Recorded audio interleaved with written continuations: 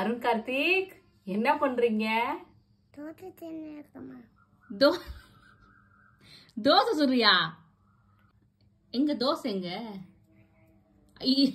இதுதான் தோசையாடா?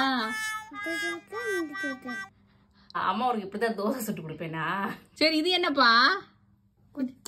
குச்சி எதுக்கு? சரி வா கையெல்லாம் கழுவுவோம். தோசை நல்லா இருக்கு, சூப்பரா இருக்கு தோசை.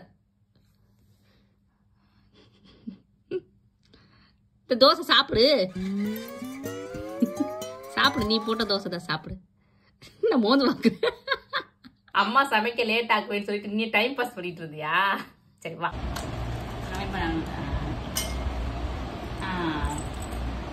ஓகே போதும் போதும் போதும் போதும்.